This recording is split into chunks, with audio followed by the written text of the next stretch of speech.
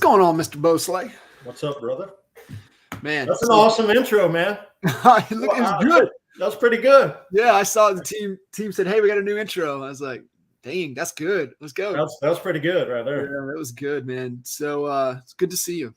You good too, to man. see you, man. I know you're full throttle, so taking the time out to jump in, and I really appreciate it. And we were chatting before we jumped on here, talking about the burden of carrying something heavy with us for a long period of time, and the power of having those difficult conversations and working through your stuff, and the reach out, the love, and everything that I've experienced over the last several weeks, with the passing of my dad. And it's like what we were talking about, just being able to be there was to me was really important, because I didn't have that with my mother. And, it caused a lot of, that burden to be able to, the shit. Right. And dealing with that for, maybe 30 years, dealing with that to finally, finding somebody in Coach Matt that has helped me kind of work through that. And then being able to to miss that with my dad, to be able to, have some good conversations with him, prior to, and then being able to be there for him at the end was powerful. But just kind of like what you were mentioning, right? It's just, we tend to have all of this stuff and we carry it around with us, and, the negative effects that has on us, but not only on us, but how that translates into everybody else. Sure.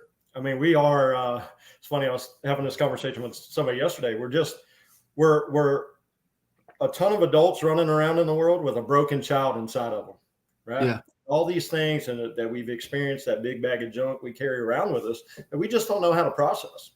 And then the outfall from that is how we take it out on the people around us, right? And it changes who you are as a person.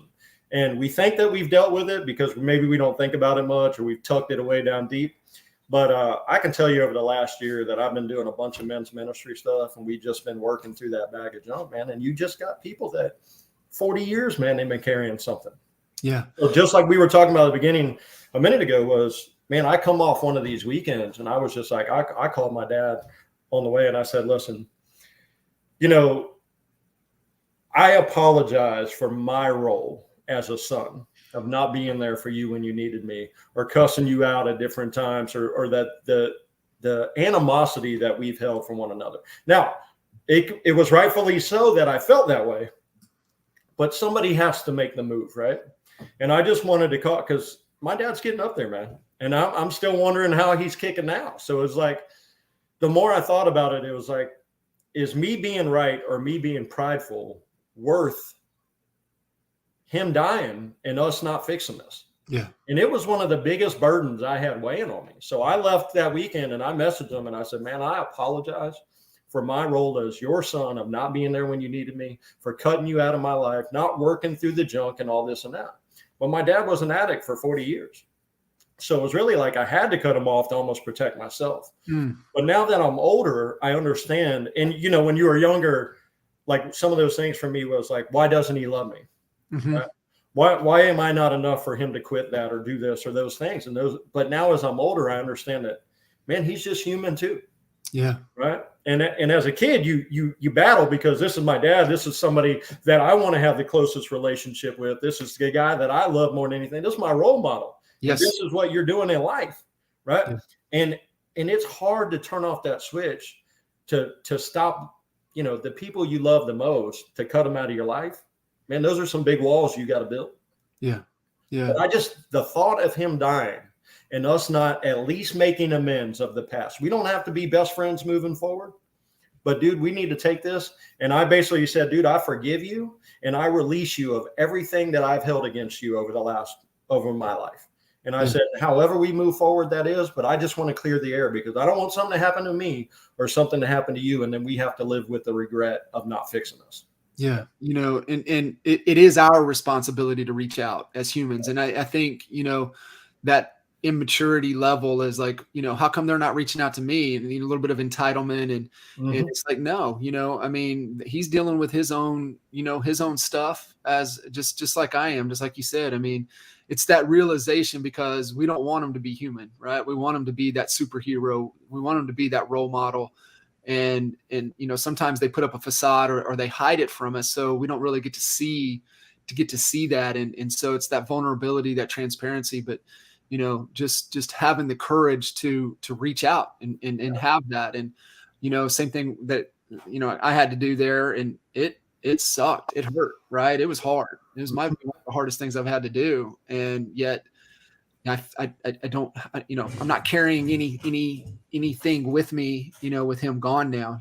I feel at peace with everything. I feel good being able to go there. And some of the things there, and just knowing your story a little bit, but being able to make those life changes. I mean, what are you 500 plus days counting, with your sobriety, and then just the physical commitment of hitting 3+ miles every day. Right. Just staying consistent. How has that had an impact on you, and working through hard things, and then also as that translates into your leadership? Well, it's definitely changed my life. It's changed my life on a personal level. It's changed my life on how I show up for myself. Because I knew, for me, like, and I think most men, like, I'm great at work, right? Like I thrive at work. It's where I feel most comfortable. It's the place where I feel the most skilled. And there's other places in my life that were never consistent at all. So I was like, okay, so what do I need to do? Because I would be the first person that would give up on something when it got real hard. The younger me would be like, hey, so what could I do that would challenge me, that I would just show up for every day? And I can tell you, when I first started, so tomorrow will be 400 days of doing a 5K every day. Right. That's awesome, man. That's so cool. But like when I started with that, it was just like, hey, I just want to do one. Right. But now it's that compounding. I made a video this morning about the compounding of it all. Right. So to just cross 500 days with no alcohol, to get to 400 days of a 5K every day, to do 300 plus videos that I've done over the last year and things like that. Just like you, consistent every day, just showing up and putting in the work. And then what that does is it changes the belief system of yourself, right? Because I used to be the guy that, hey, if it was raining outside, I'm not going, right? Or if it's cold, I'll get to it later, or just sleep in for 10 more minutes, whatever that was. And then now it's like, dude, there is no excuse. We're going, because I've done it. I've done it traveling the country. I've done it in the pouring rain. I've done it in 30-degree weather. I've done it in 90-degree weather. I've done it in hurricanes. I've done it in every environment that you can imagine. So what would my excuse be now? Right. Right. And then you build this, and Alex Hormozy says this best, right? It's like you build this undeniable proof that you are who you say you are. Right? Because you're showing up every day, putting in the work. So now when I look back at my track record, I see a guy that shows up. I see a guy that's disciplined. I see a guy that's consistent, versus looking back at that old me of every time things got real hard, right? It gets too hard, I'm done, I quit. So basically, more than anything, it's just that belief system inside of you. And then now it's just all the people that have come to me that have been watching my journey that are like, dude, I'm 4 months into no alcohol. I'm 4 months into no cigarettes, or whatever that is. And that's the mind-blowing cool part, right? It's because I didn't change anything I did. The walk is still the walk every day. But now that you've done so many videos, you put so much stuff out there, people are following your journey, you just don't know who you're impacting. There's more people are paying attention than what you truly understand, and somebody is drawing inspiration from you. And I, just one of those things, as part of our responsibility, that we have a leadership responsibility.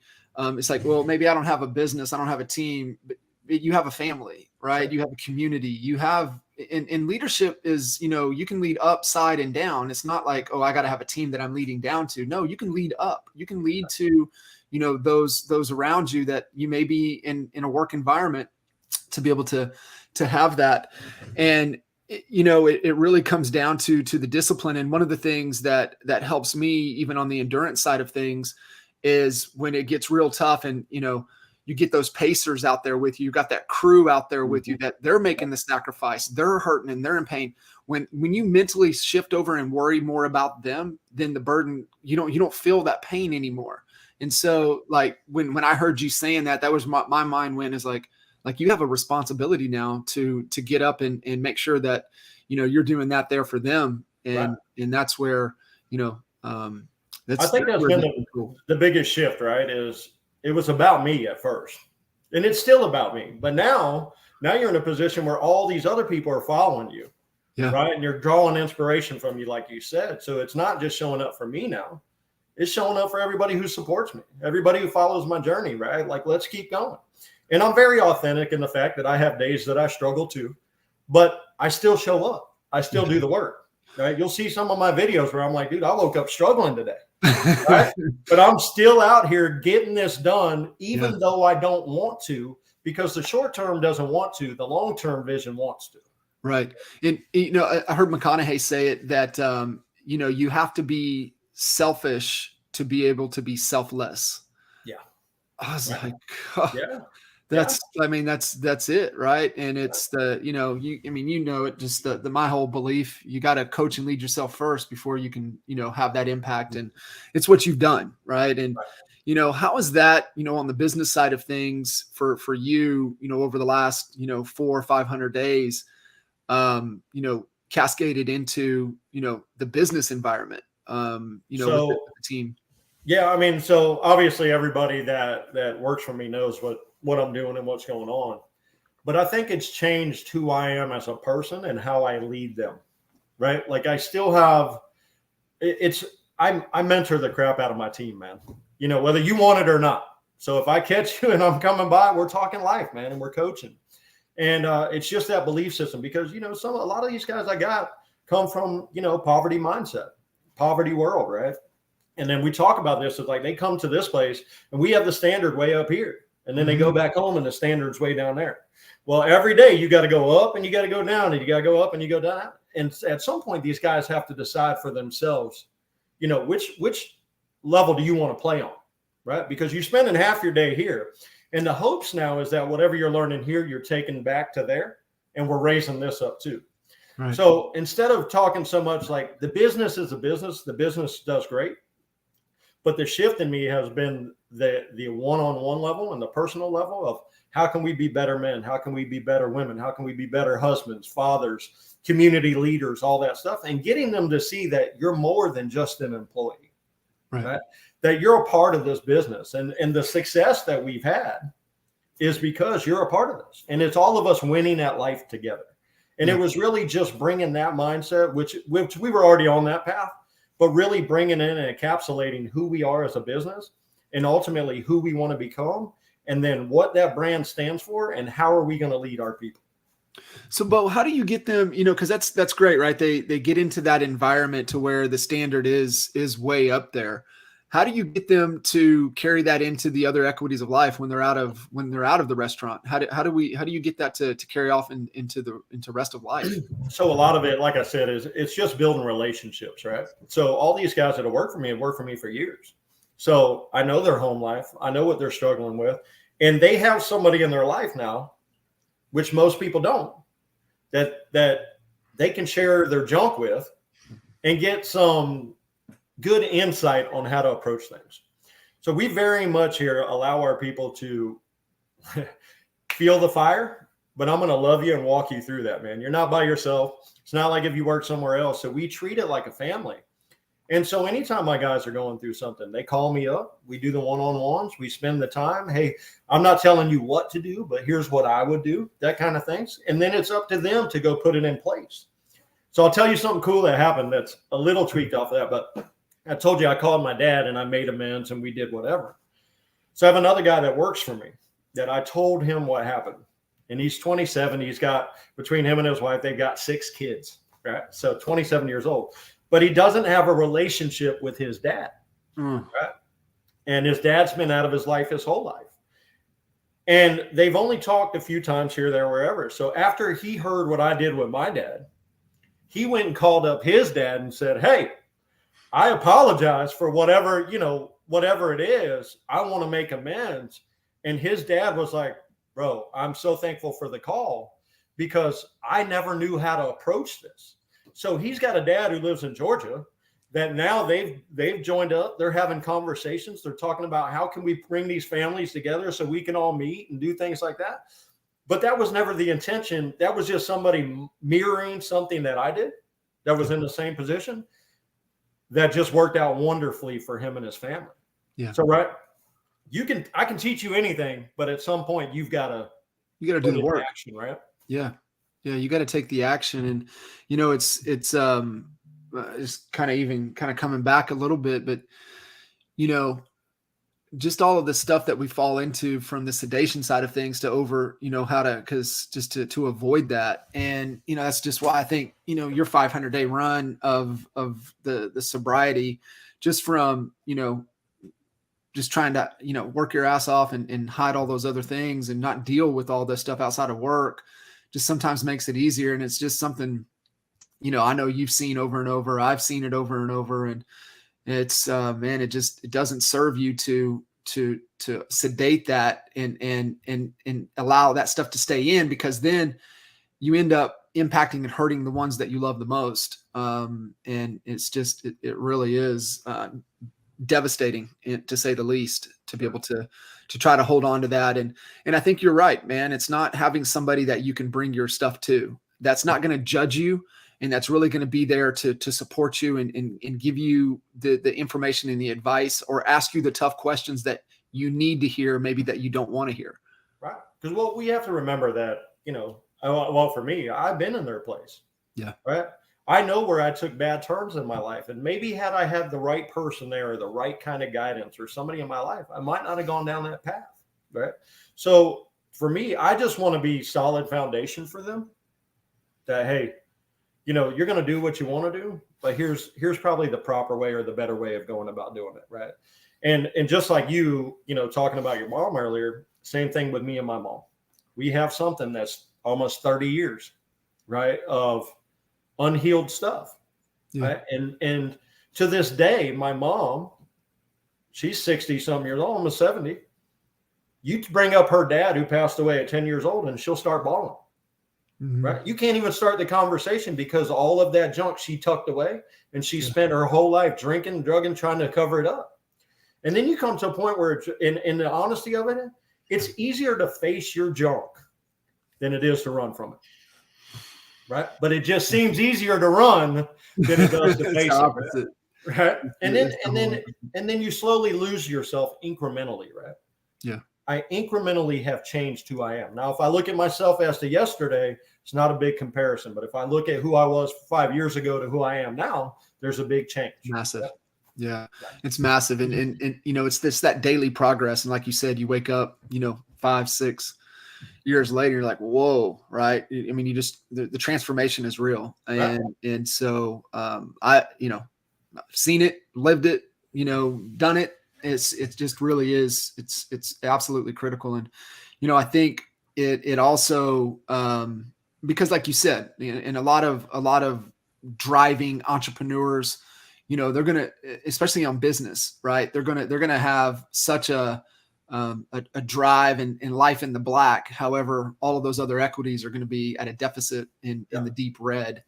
And it's just absolutely, you know, critical to try, you know, balances to me is just being present wherever you're at. So there is going to be a deficit somewhere. You just don't want the deficit to go too deep, and really being able to, you know, how it's that whole, how you do anything is how you do everything. And so where is that showing up? So it's like what you were saying, is the standards high here, and then it goes outside of here, and it kind of drops off. It's like, well, hey, what are you doing here that you can do here? That'll bring that up to where the standard, it's just the standard which you live by. But it brings up great conversations though, right? Because if all we do is focus on the standard all the time, like I tell them, hey, we're here, you guys are, you know, here. Okay, so what do we need to do, like you just said, to bring this up over here? Where are you lacking? Where can you be better at? Yeah. Are we honoring our wives? Are we honoring our children? I mean, how are we leading our families and all that? And I can tell you, as most men, we're great at work, man. It's what we do. We're providers. But there's some things, like for me, I can tell you, I struggle in my home life sometimes because I'm just like, I miss the mark, man. Like, I can pour it out for everybody. I can do my work. I can do my community. I can help a complete stranger. But sometimes in my own home, I struggle to be on the same page with my wife. Right. And a lot of people want to get divorced. A lot of people want to run from that, the difficulty of it. But the difficulty of it for me is that, okay, if I can put in the work and she's willing to put in the work, we're going to have a deeper and more intimate relationship, right? Because you have to understand that every relationship comes to a stagnant place, right? Because we're constantly evolving people. And I'm right now going way faster than my wife is, right? So now it's like, okay, because not saying her standard's low, it's just my time. I have more to do. But how do we get on the same level again? How do we bring that back together?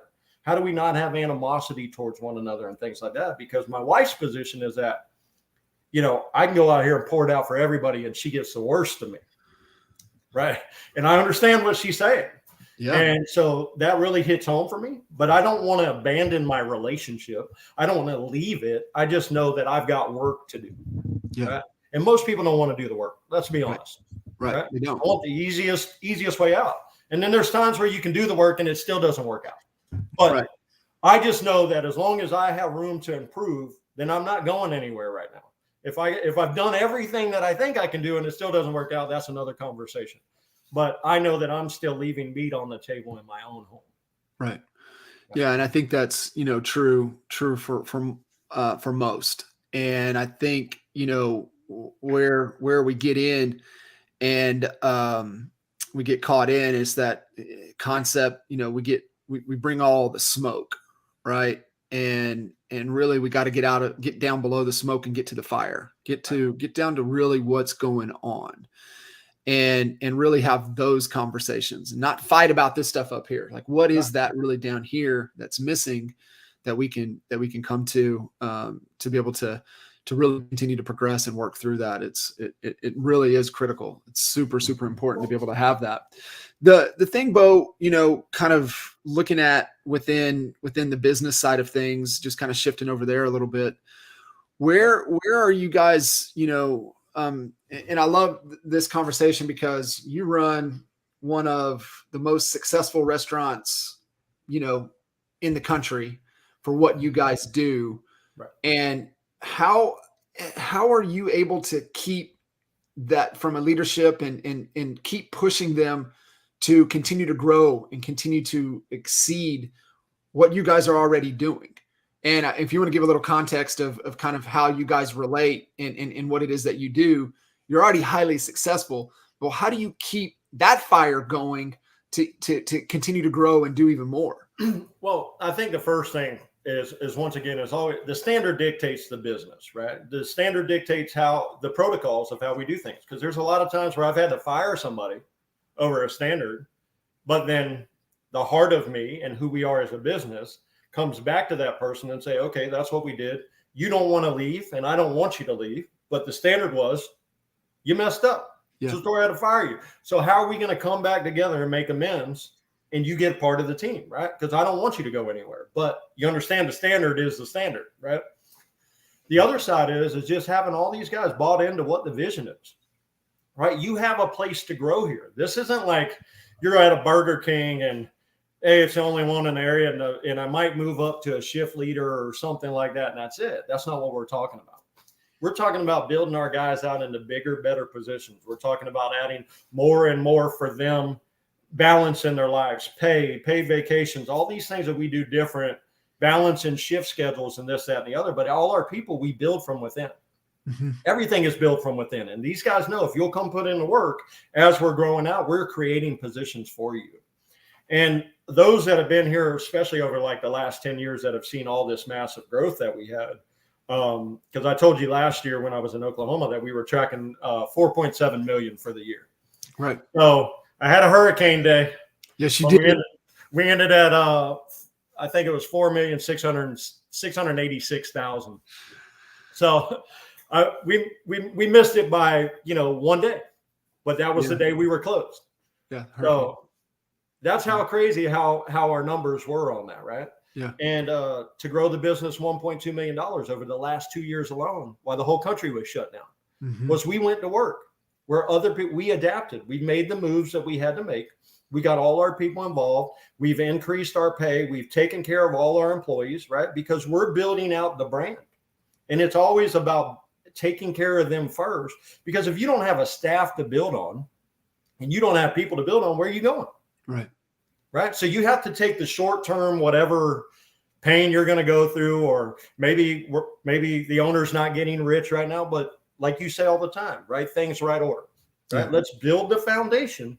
So then now we talk about that compounding, right? If we'll continue to go. So when I was in Oklahoma, we talked about, when's that next store coming, or when's that expansion coming? Right. So this morning we're doing the pre-bidding for the expansion. Permitting goes in a week or two. The bidding process has already started. Took a little longer than we thought, but we're on par doing what we're going to do. Yeah. And that building should be done by the end of the year, hopefully rolling into January, February. And then that building is going to give us the foundation to open that second location. So once again, we're not trying to put the cart before the horse. We've maximized this store as much as we can.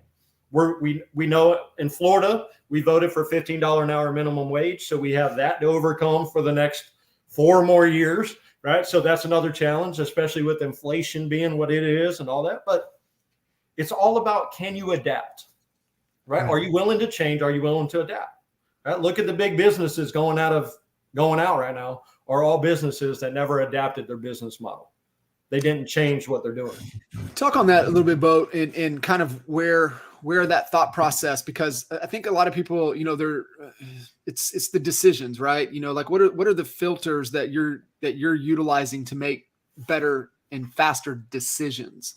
Right. It's your decisions that allows you to go faster. And I think, for those of you that haven't heard the story with the restaurant and what happened in COVID and being adaptive to the environment, I think if you can give kind of, the thought process that went into it, I think that's useful to be able to give people frameworks to make better decisions. It's really fascinating what you guys were able to do.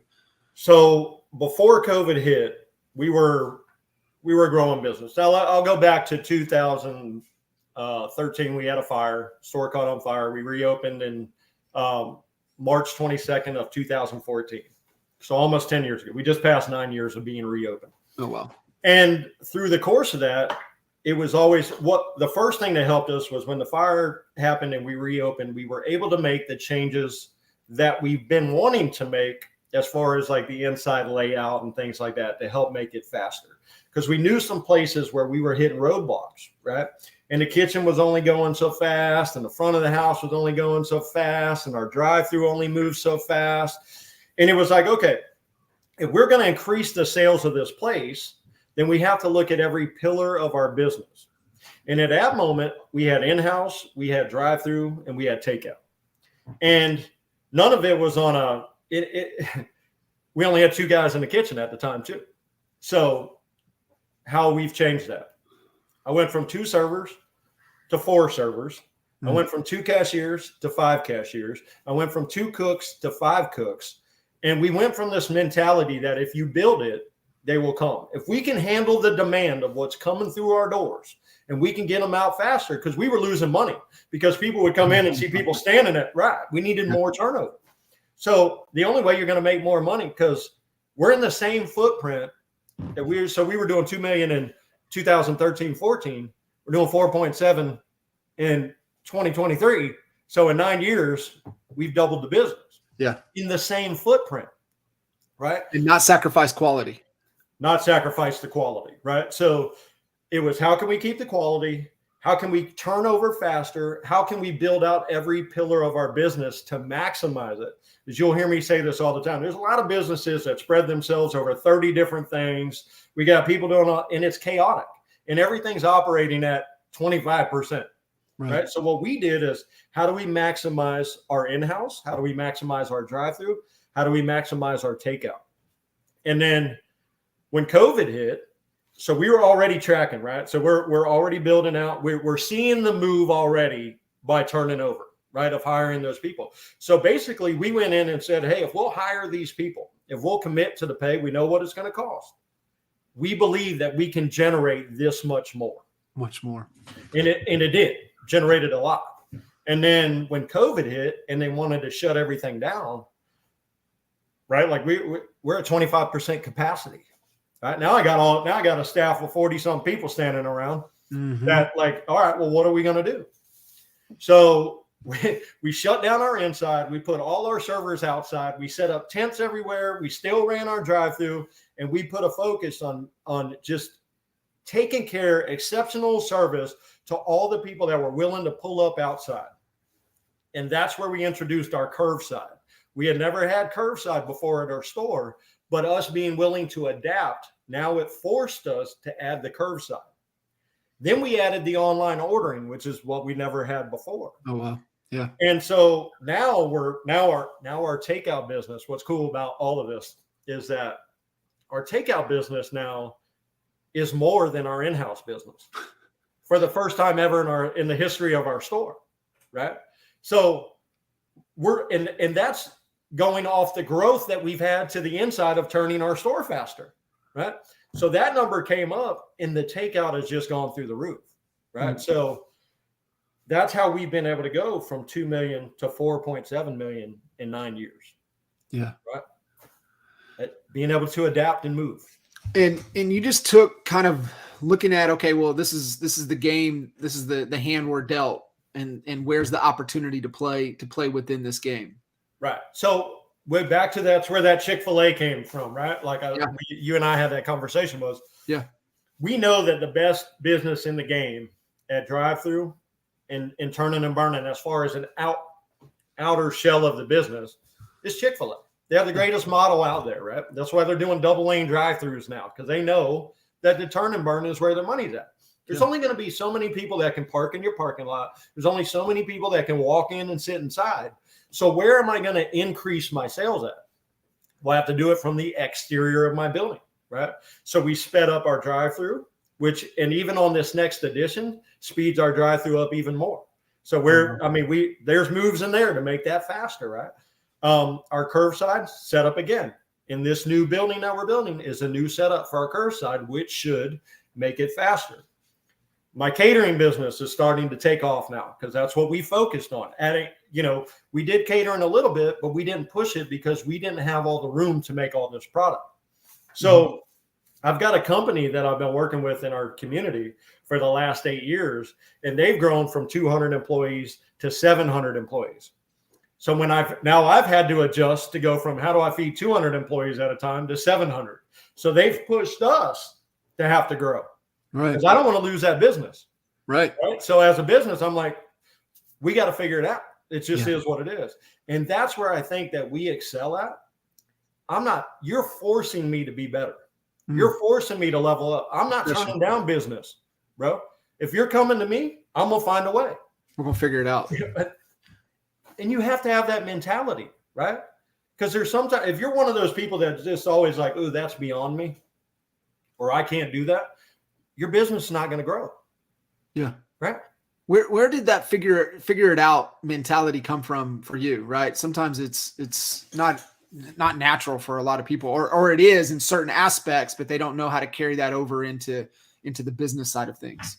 I think a lot of the way I grew up had a lot to do with that, because I lived in survival mode for a long time. And a lot of that was, what a lot of our employees don't realize now is I worked for $550 a week, working open to close 6 days a week. Yeah. Right.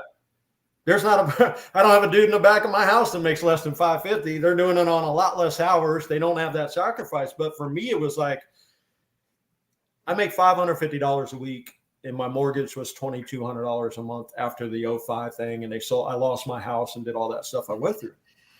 But I was forced to figure it out. Right. How are you going to pay these bills? How are you going to make this happen? And there's a lot of people that just, it's beyond them. They give up. I'm just one of those people that there's a solution to everything. Right. And there's a win-win in everything. If you really want to look at life that way, there's a win-win and a solution to everything. And there may be a million solutions to one problem. Mm-hmm. Right?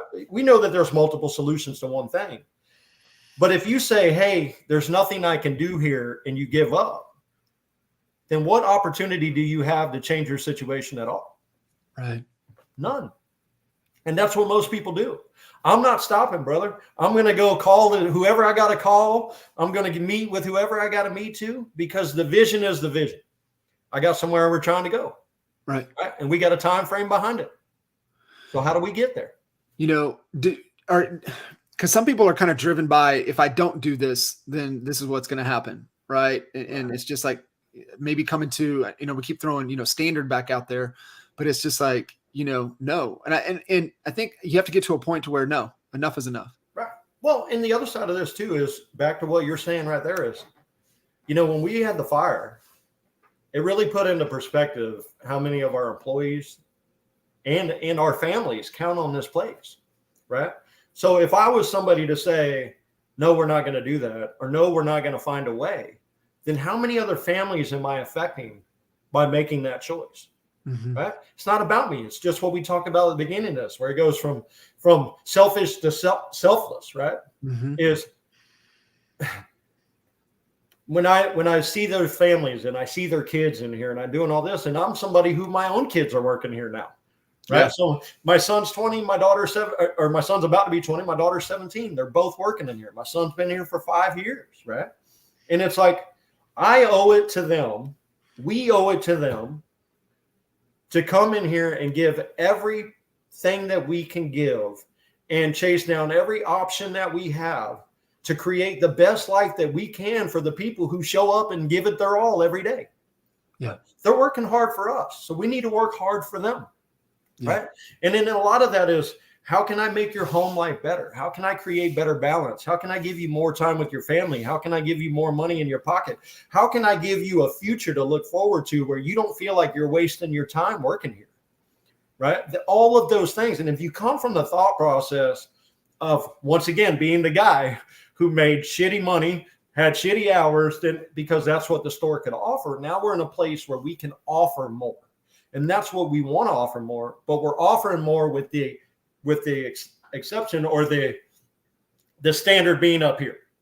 Yeah. You show up here and meet this every day, then we're going to do everything that we can to benefit your life.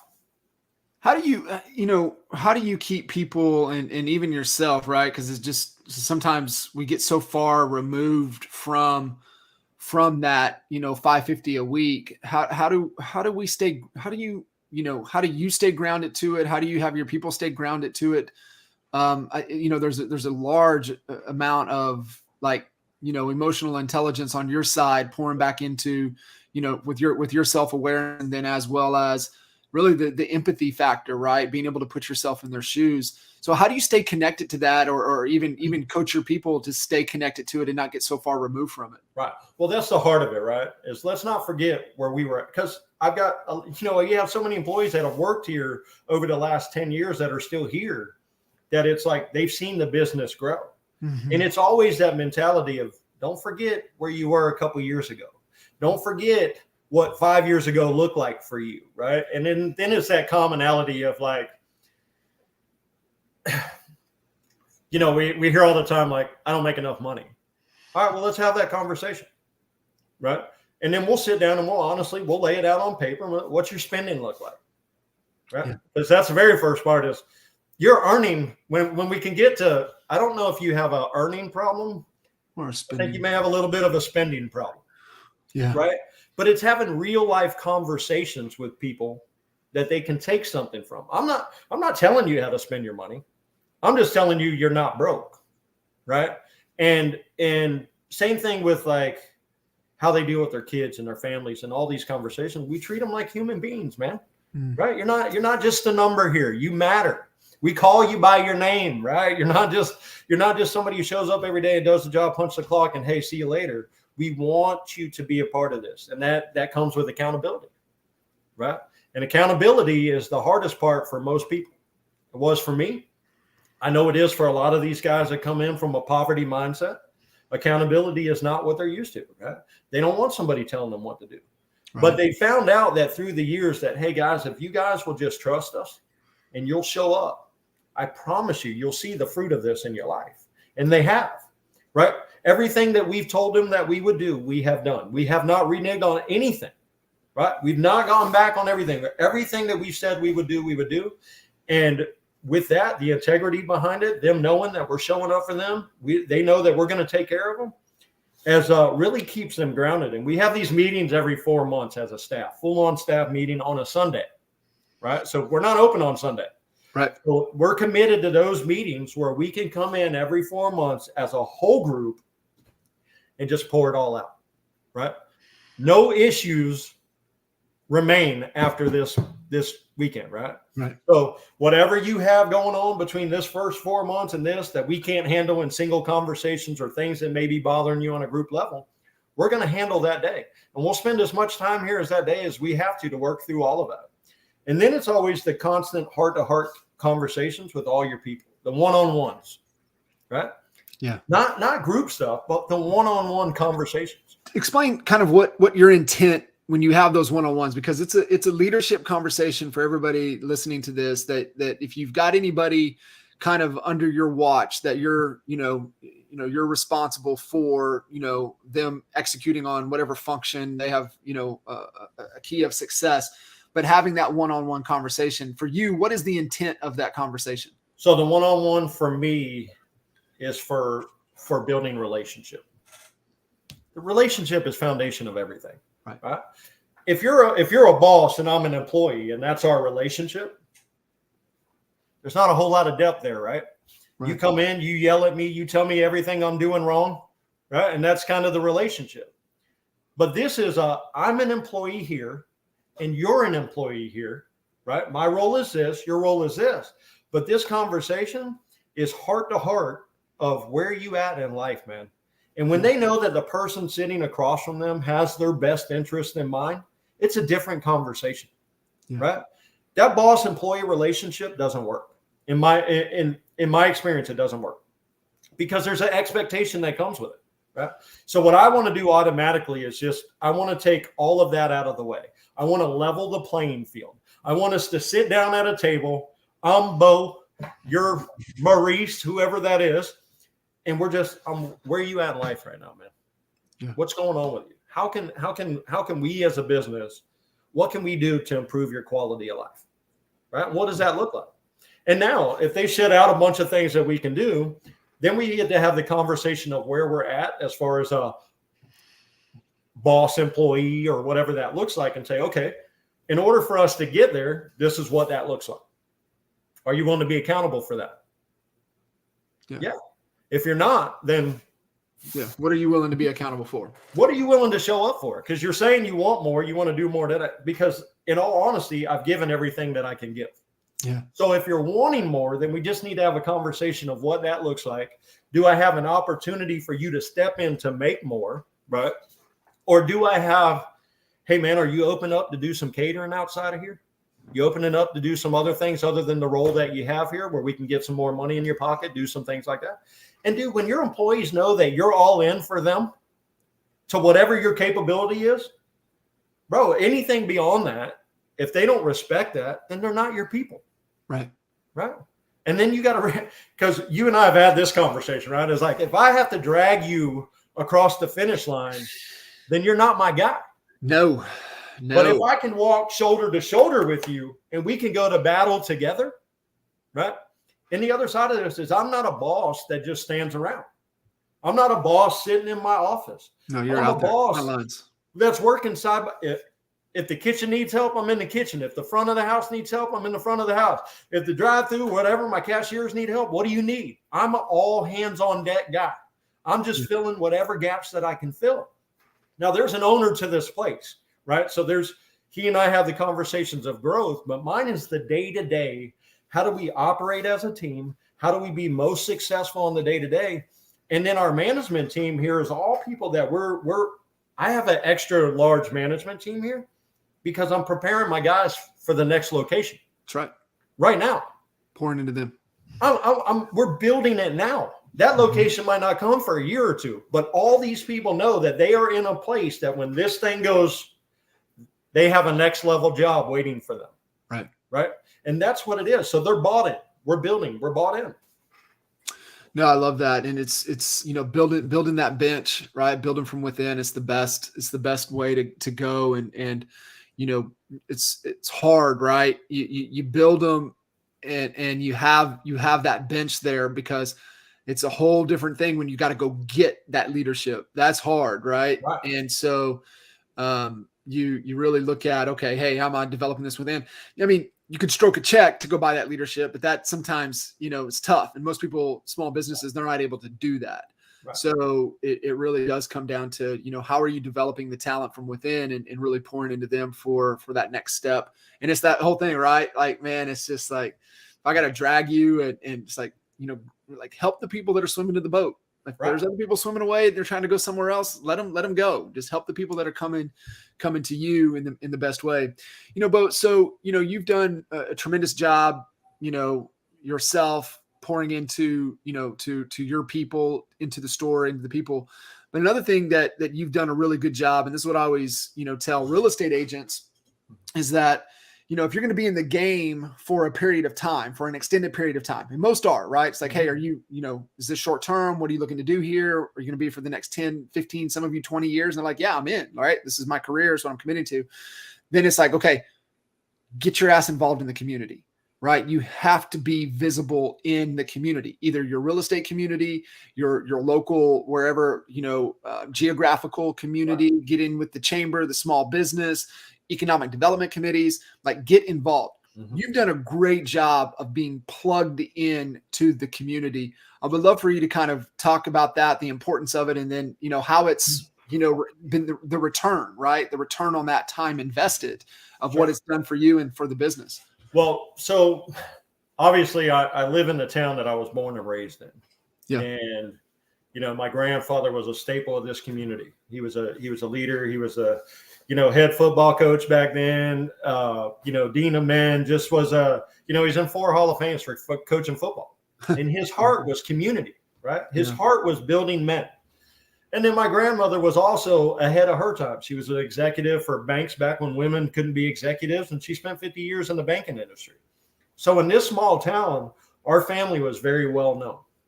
And I just wanted to honor them by being the same impact that they were in this community. So, and it's not about our last name. It's just about who are we in this community and who has our family always been. And I've never used what they've done in life for my own gain, but I have tried to honor them the best that I can. Now, I grew up really rough, so I understand these streets really well. I understand the mindset of my town. And I understand where we're lacking a lot at.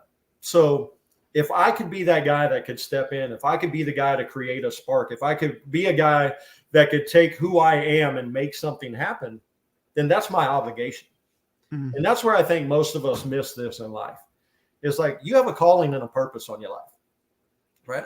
And we're all called to make an impact. And you've heard me say this all the time. I want to, if there's ever a word that you could put with me, I want it to be impact. I want it wherever circle I'm in, whatever I'm doing, how can I make a difference? If I have the ability to make something happen, then by all means, I'm going to do that. Right. Yeah. So we are all, so the beauty of this is I get to take the person I am, who I am, and I get to be that person with Moonswiners, which is a great product. And then we found a way. Moonswiners was already pouring into the community. It was already something that was going that way because they were big supporters of the 4-H community. But what we've done is we've expanded that so much more because we have grown as a business. So we didn't want it all to be about the 4-H. So now we're pouring into Fellowship of Christian Athletes. We got Operation 300. We got Boys and Girls Club, right? We do all the FH 4-H groups. We feed all the FCA high school football teams before their games and stuff like that. It's like, and then how many funerals we cover a year that nobody knows about, where we just send the food to and things like that. I mean, there's all kind of things that we do. And then for me, I was heavily involved in politics too. So I was like, well, we flipped the town. So it was just kind of one of those, I'm just a leader in my community is who I am. And I'm blessed to have the product of Moonswiners, where we get to double up on that. And I get to just be who I am. And I get to impact the people that are at Moonswiners. We get to impact the people in our community. And then when people see that when you're these guys that are constantly pouring out to the community, and I know I see guys like that, I want to support you, right? I'm calling dudes all the time like, man, dude, I love what you're doing. What can we do? How can Moonswiners come beside you and help you out? What is something that we can do to help you, right? And that's where you build all these crazy, awesome relationships and things like that. And you know that you want to, there's people that will always call you up and they'll ask you for something just because they're randomly asking people for things. And then there's other organizations that make crazy impacts in our area. And those are the ones that I want to get behind, right? I don't have to go lead that. I don't have to go, there's already people doing it. I don't need to recreate the wheel. It's just, what can I help you do that helps this thing grow? Yeah. Helps the community, better the community every day. So you heard me say this when I worked, I think I told you this when I was in Oklahoma, but when I worked for Toyota in Vero Beach down the road from me, 2011, I was top 75 sales guys in the country for Kia. And that place had a marketing budget of like $50,000 to $70,000 a month that they would spend on commercials and advertising. Imagine if you spent that $50,000, $70,000 in your community instead, right? Not the commercials. If I put that money into my community every month, right? So that's a $800 something to $1 million a year they're spending in the community if they did that. What would be the impact? Yeah. What would you get back in sales, right? I don't have to try to draw people from other counties to come buy vehicles here because everybody in the county wants to buy vehicles from me because of how we're impacting the community. Yeah. Right. It's so lost in translation of you spend big bucks on advertising and, you know, it's like, what does it cost me to acquire that customer? Right. The cheapest, least expensive thing that I can do is just come alongside you and impact you in whatever you're doing. Right. You need food for that event? I got you. Yeah. Right? You got 300, 500 people? I got you. Right. Those are the things that we'll come do. I love that, man. Beau, you're amazing, man. Great. Just a true inspiration, true leader in life. And I can't thank you enough for jumping in, adding a ton of value as always. And really appreciate you, brother. Yeah. Thank you for having me, bro. Awesome, man. We'll do it again. See you guys. See ya.